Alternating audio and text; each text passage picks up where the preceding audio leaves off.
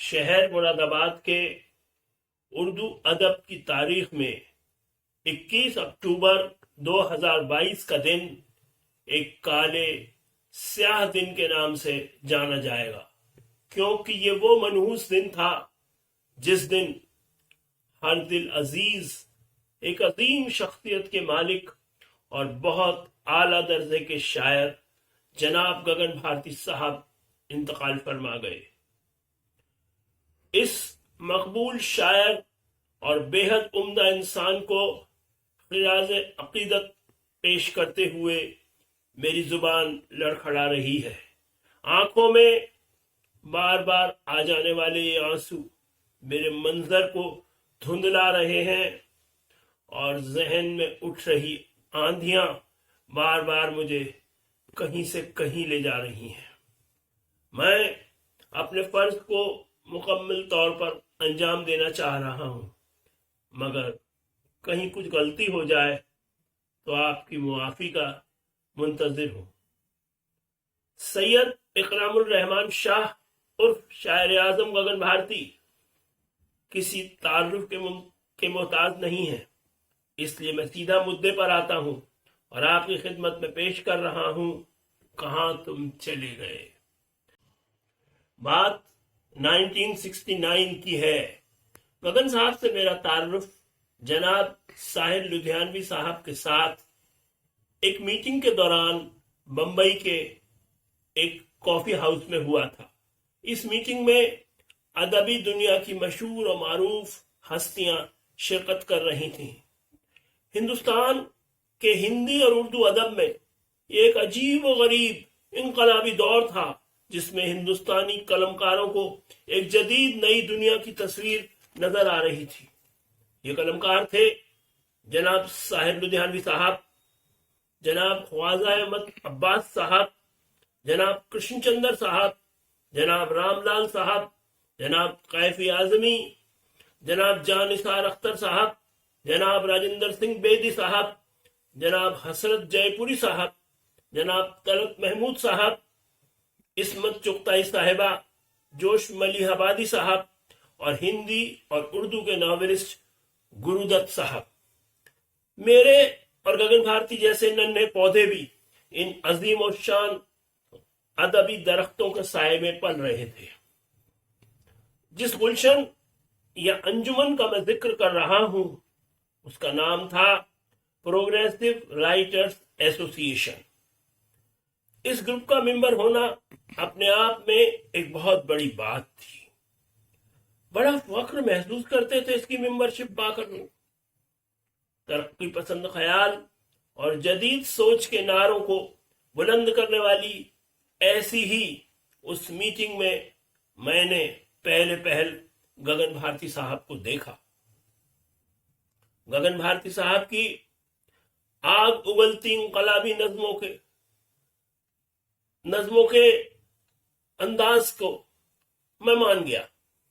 وہ بہت بڑے شاعر تھے اور میں اس وقت 21 سال کا ایک انجان افسانہ نگار تھا جو ان ادبی شخصیتوں سے اتنا متاثر ہو چکا تھا کہ ایک مقناطیسی انداز میں ان ستاروں کے گرد اپنا وجود ٹٹول رہا تھا۔ یہ میری خوش قسمتی تھی کہ اپنے چند اشعار سے جناب ساحر لدھیانوی صاحب کی نظر کی زد میں آ چکا تھا۔ میں ساحر صاحب اور جناب فیض احمد فیض صاحب کی قلم کا شہدائی تھا، تو اسی انداز میں گگن بھارتی صاحب کا کہا کلام میرے دل میں اترتا چلا گیا۔ مجھے بتایا گیا کہ کسی یونانی دیوتا جیسا دکھنے والا یہ بے حد ہینڈسم نوجوان گگن بھارتی بھی مراد آباد سے تعلق رکھتا ہے، تو مجھے بڑی خوشی ہوئی اور میں نے دوستی کا ہاتھ گگن صاحب کے آگے بڑھا دیا۔ ہم اچھے دوست بن کر مراد آباد لوٹے، پر جس میٹنگ کا ذکر میں نے اوپر کیا اس میں گگن صاحب نے نہ صرف اپنے کلام سے واہواہی لوٹی ورن اپنی ذہنیت اور ترقی پسند سوچ کے جھنڈے گاڑ دیے۔ گگن صاحب نے جناب خواجہ احمد عباس صاحب اور کرشن چندر صاحب کے سامنے ایک مشورہ رکھا کہ ہماری اس انجمن میں صرف جدید خیال رائٹرز ہی کیوں ممبر ہوتے ہیں؟ ارے بھائی، کوئی بھی فنکار جو ہنرمند اور ترقی پسند ہے وہ کیوں نہیں ممبر ہو سکتا؟ اسے بھی ممبر ہونا چاہیے۔ خاصی طویل بحث کے بعد گگن صاحب کا مشورہ مان لیا گیا اور ایک نئی انجمن بن گئی جس میں کوئی بھی جدید خیال ہنرمند فنکار ممبر ہو سکتا تھا۔ گگن صاحب نے نام سجھایا انجمن ترقی پسند مفکرین، اور اسی رات میں انجمن اپنے وجود میں آ گئی۔ میں گگن صاحب کی فلسفی اور ذہنیت کا اور زیادہ قائل ہو گیا۔ مراد آباد لوٹ کر ہم دونوں ایک دوسرے سے ملنے لگے۔ گگن صاحب کو میرے افسانے پسند آتے تو میں ان کی نظموں پر فدا تھا۔ کہنا غلط نہ ہوگا کہ میں نہ صرف ان سے نظم کہنے کا سلیقہ بلکہ ان کی عظیم شخصیت سے ایک سچا انسان بننے کی تعلیم حاصل کرنے لگا۔ آج جو تہذیب اور انسانیت کا جذبہ میرے اندر آپ پاتے ہیں وہ گگن صاحب کا مجھے دیا ہوا انعام ہے، اور جو بدتمیزی یا اکھڑ پن آپ کو مجھ میں نظر آئے گا وہ میرا اوریجنل کردار ہے۔ گگن صاحب بہت عظیم اور کامیاب شاعر تھے۔ ہندوستان کا کوئی بھی مشاعرہ ایسا نہیں تھا جو انہوں نے نہ پڑھا ہو۔ وہ مشاعرے کے بادشاہ تھے، اور کتنی ہی بار میں نے وہ دل فریب منظر دیکھا جب لوگ انہیں مشاعرے کا مائک چھوڑنے نہیں دیتے تھے۔ بحیثیت انسان گگن صاحب کا کردار اتنا عالی شان تھا کہ اپنی 74 سال کی زندگی میں نے ان جیسا سچا اور عمدہ انسان کوئی دوسرا نہیں دیکھا ہے۔ ایک واقعہ یاد آ رہا ہے۔ مراد آباد میں ہمارے ایک اور پیارے دوست رہتے تھے جن کے گگن صاحب سے اچھے تعلقات تھے۔ وہ ساتھی مراد آباد سے کہیں باہر چلے گئے اور غربت کے شکار ہو گئے۔ 43 سال کے لمبے عرصے میں ان کی کوئی خیر خبر کسی کو نہیں ملی۔ وہ بات اور تھی کہ وہ گگن صاحب کی تلاش سوشل سائٹس پر کرتے رہے، اور مراد آباد کی محفلوں میں گگن صاحب ان کا تذکرہ خاص احترام سے کرتے تھے۔ 2018 میں انہوں نے فیس بک کے ذریعے گگن صاحب کو ڈھونڈ نکالا، اور دوستی کی ٹھہری ہوئی کشتی ایک بار پھر خوشیوں کے دریا میں آگے چل پڑی۔ پر بے درد وقت کو دوستوں کی یہ چھوٹی سی خوشی بھی برداشت نہ ہو سکی، اور ایک ان دوست کی کنواری نوجوان بیٹی کی دونوں آنکھوں کی روشنی ایک حادثے میں جاتی رہی۔ ان آنکھوں کے کامیاب آپریشن کے لیے 2 لاکھ روپے کی درکار تھی۔ ایک غریب فنکار اتنی بڑی رقم کہاں سے جٹا سکتا تھا؟ پر کسی دوست کے ذریعے گگن صاحب کو جب یہ بات پتہ چلی تو انہوں نے اسی دن 20,000 روپے اپنے اس دوست کو بھجوا دیے۔ اللہ کی مہر سے باقی رقم کا بھی وقت رہتے انتظام ہو گیا، اور اس بیٹی کی آنکھوں کا کامیاب آپریشن دلی میں ہوا۔ آنکھوں کی روشنی واپس آ گئی۔ بعد میں جب اس دوست نے گگن صاحب کو اس مدد کا شکریہ ادا کرنا چاہا تو انسان کی شکل میں جینے والے اس فرشتے نے کہا، کیسا شکریہ، کیسی مدد ہے؟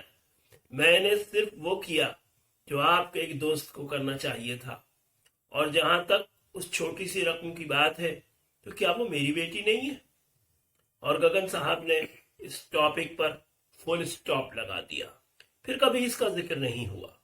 اتنی شاندار شخصیت اور اعلیٰ کردار کے مالک تھے گگن صاحب۔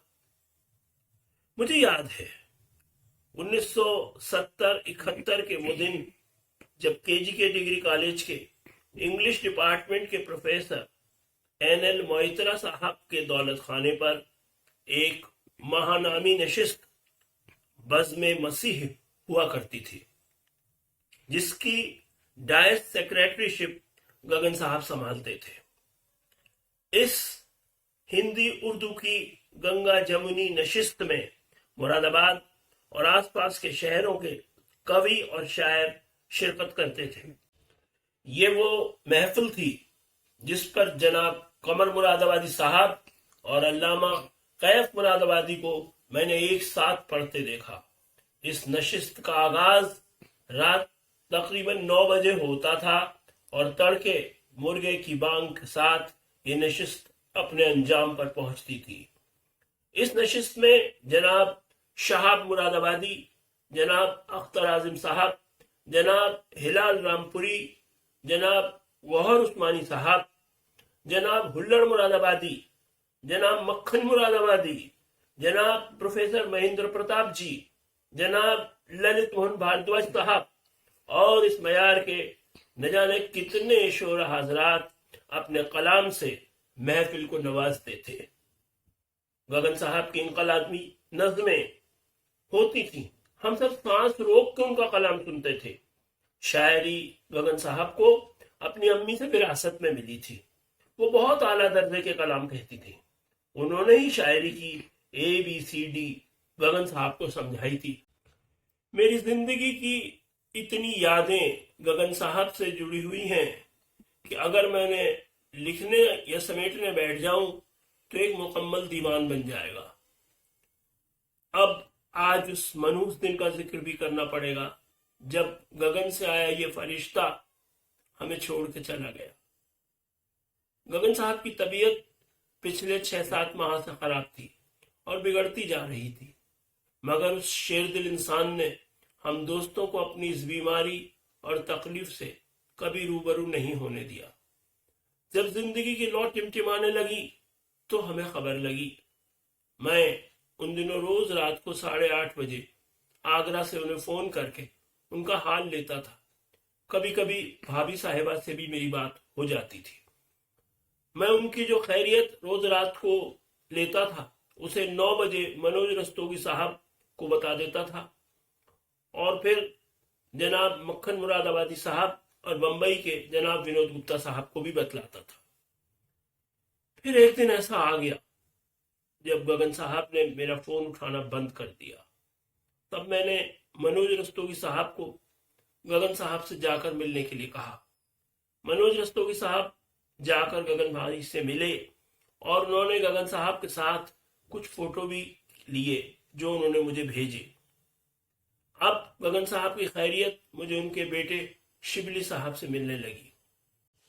न चाहते हुए भी आ गया 21 अक्टूबर का वो मनहूस दिन जब गगन साहब अपना हाथ हमसे छुड़ा के जिस गगन से आए थे वहीं लौट गए। मैंने जब ये मनहूस खबर मक्खन मुरादाबादी और उसके बाद जनाब विनोद गुप्ता साहब को बतलाई तो ये दोनों हजरात फोन पर ही फूट फूट कर रोने लगे। मैं अपनी कैफियत आज इतने दिनों के बाद भी बतलाने की हालत में नहीं हो सका हूं। मेरी दुनिया तो 21 अक्टूबर 2022 को उसी जगह उसी लम्हे में ठहर गई थी जहां मुझे ये हौलनाक खबर मिली थी। गगन साहब क्या गए, मेरी आधी जिंदगी और मेरी रूह भी उनके साथ चली गई है।